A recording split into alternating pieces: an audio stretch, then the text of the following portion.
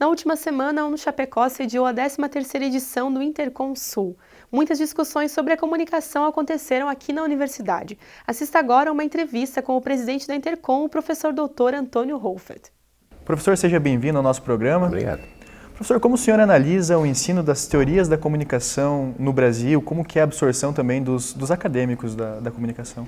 Bom, assim, em primeiro lugar, do ponto de vista da prática do desafio, eu estou casualmente envolvido numa pesquisa financiada pela CAPES, em que a gente está fazendo um mapeamento do ensino das teorias de comunicação no Brasil, por região.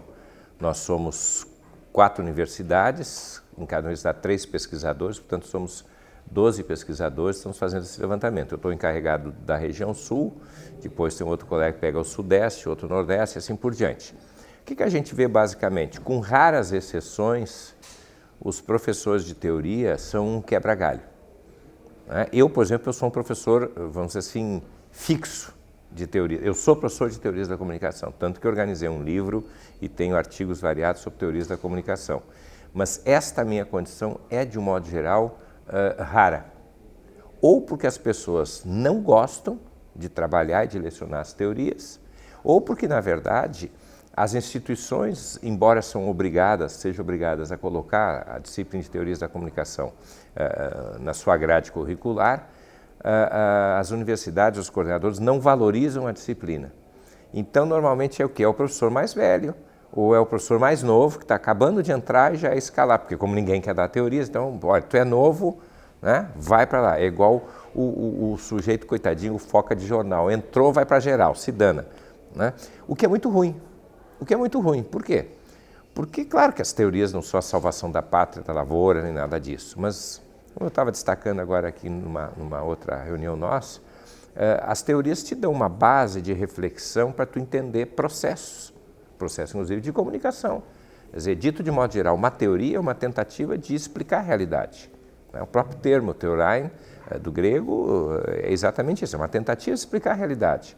Ou nós temos realidades novas, e nós temos que fazer novas teorias para entender esses fenômenos, ou nós temos realidades que se modificaram e que, portanto, levam também a mudanças na perspectiva da teoria.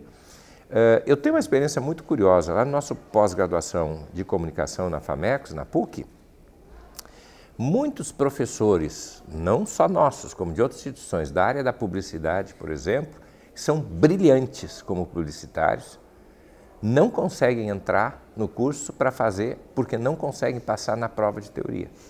Ou seja, eles criam magnificamente bem, mas não são capazes de refletir teoricamente sobre aquilo que criam. E por que a teoria é importante? Porque além de explicar a realidade, ou tentar explicar a realidade, claro, a partir de um certo lugar, dependendo da posição, do conhecimento, do conjunto de dados que o pesquisador tem, a teoria nos ajuda também a generalizar, ou eu digo antes, a conscientizar o que está acontecendo, a entender o fenômeno e, portanto, a generalizá-lo. Você pode pegar isso que você entendeu daqui e, eventualmente, passar para aquilo ali e talvez relacionar 2 campos diferentes ou 2 práticas diferentes. Professor, nesse sentido da prática, os cursos da área da comunicação têm muito essa questão prática. Existe como desvincular pesquisa e prática, teoria e prática, ou elas são coisas que estão relacionadas? Não tem como separar, e essa é uma boa pergunta, porque nesse grupo do PROCAD que nós desenvolvemos, exatamente nós temos um seminário que, quando a gente vai se reunir, a gente se reúne nas nossas universidades fazendo um ciclo. Então, eu saio da PUC, vou me reunir em Brasília, que é o outro grupo, ou vou me reunir na Bahia, que é outro grupo, vou me reunir em Sorocaba, que é outro grupo. E a gente sempre faz um seminário com os alunos da comunicação. E uma pergunta que sempre aparece na cabeça da gurizada é essa, e por isso mesmo nós já programamos isso. O nosso debate é exatamente isso. Vincula, não vincula, qual é a relação? Gente, não tem como separar as 2 coisas. E não tem como dizer também uma vem antes e a outra vem depois. Não, na verdade, elas estão interligadas. Se você tem um elemento prático, você tem que elaborar a teoria em torno disso. Se você tem uma teoria, você tem que ser capaz de aplicá-la em questões práticas da realidade no dia a dia. O que ocorre, e é normal, é que a gurizada, quando chega no curso, na verdade está louca para partir para a prática. E nós, por exemplo, lá no curso da comunicação, nós solucionamos isso da seguinte forma. Como no currículo, de modo geral, a prática fica um pouco postergada, hoje não tanto, mas ainda, é um pouquinho depois, você começa com matérias gerais, nós criamos a prática alternativa, a prática voluntária. Então, você pode, desde o primeiro semestre, se integrar no laboratório de rádio, no laboratório de internet, no laboratório de televisão, no laboratório de jornal, voluntariamente. Você vai aprendendo na marra com teus colegas, etc. Tal. Depois, lá adiante, você tem o estágio formal, as disciplinas práticas formais, etc. Tal, onde você, então, pode trazer essa experiência já adquirida. Mas é impossível, você não tem como avançar na prática, né, se você não tem por trás uma espécie de um terreno sólido, uma escada bem fixa, né, que te permite ir galgando o próximo passo, o próximo degrau. Professor, a comunicação por muito tempo foi estudada através de outras disciplinas, de outras áreas do conhecimento. Hoje existe o campo da pesquisa na comunicação, mas se desvincula a comunicação de outras áreas do conhecimento ou é necessário que se busque também a comunicação em outras áreas? Não pode desvincular, mas vamos começar com a tua parte inicial. Por que nós utilizamos várias outras disciplinas? Porque a nossa disciplina, o nosso campo ainda é muito novo. Nós temos pouco mais de um século.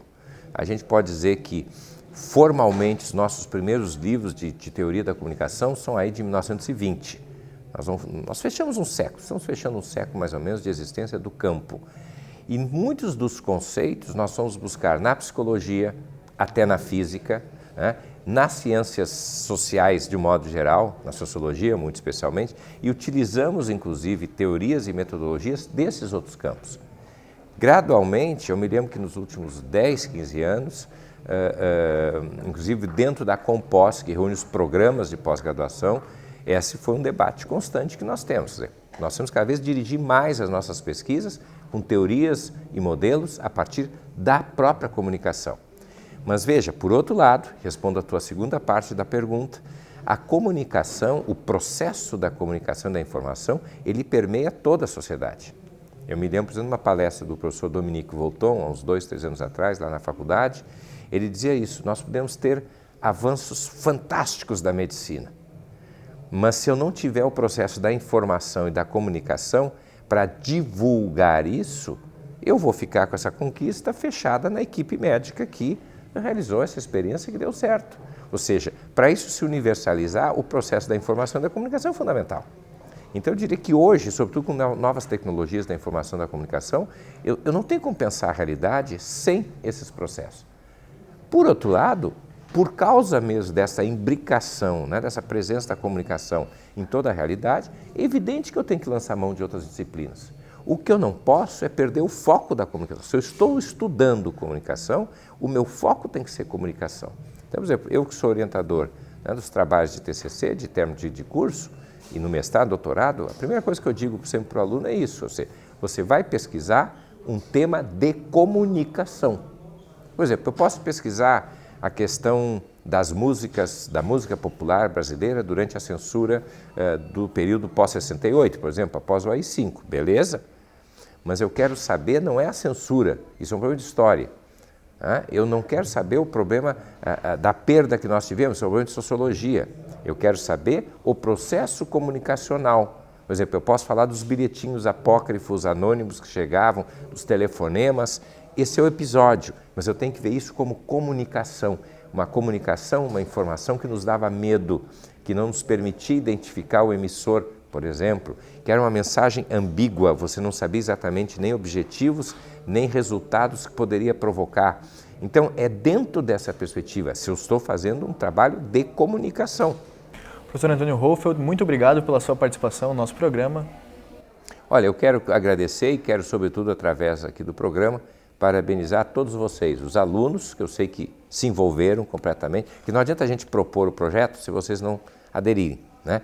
Eu tenho certeza, como presidente da Intercom, e por já ter, enfim, tantos congressos realizados nessas nossas gestões e anteriormente, quando eu não era presidente, a universidade vai ser outra depois do congresso, né? Vocês, sobretudo, da comunicação. A gente tem um antes e um depois do congresso.